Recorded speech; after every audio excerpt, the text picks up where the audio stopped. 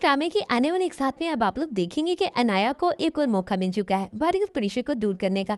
अब वो अयान का इस्तेमाल करके बारी और प्रेशर को दूर करने की कोशिश करेगी, क्योंकि अयान को भी यही लग रहा है कि बारी ने उसके साथ धोखा किया है। उसे तो इस बात का अंदाजा ही नहीं कि बारी ने तो उसकी मोहब्बत की खातिर अपनी मोहब्बत का इजहार नहीं किया था, खुद पीछे हट गया था सिर्फ इसलिए कि अयान को उसकी मोहब्बत मिल जाए।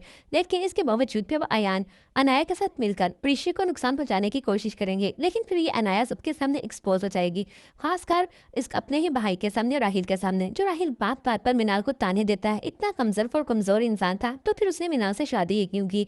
अब मिनाल को बात बात पर ताने देता है, उसे प्रोटेक्ट नहीं कर सकता। लेकिन अब राहिल की आंखों के सामने जब अपनी ही बहन की हकीकत आएगी कि वो इतनी आला ज़रूरत नहीं थी, उसने सिर्फ और सिर्फ बारी को पाने के लिए एक साजिश के जरिए ही उसके मिनाल की शादी करवाई थी और सारी साजिशें कर रही थी, मिनाल बेकसूर थी। तब राहिल जाकर बिनाल की कदर करने लगेगा। और दूसरी तरफ रुमैसा बेगम, अब काशिफ तो बहुत बुरा फंसने वाला है, जिसके बाद अब आनम साहब को भी एहसास हो चुका है कि जुबैदा और रुमैसा में कितना फर्क है। सारी जिंदगी रुमैसा दूसरों की अब रुसिया करती रही, अपना घर तो संभाल ना सकी, अपने बेटों की परवरिश तो अच्छी कर ना सकी।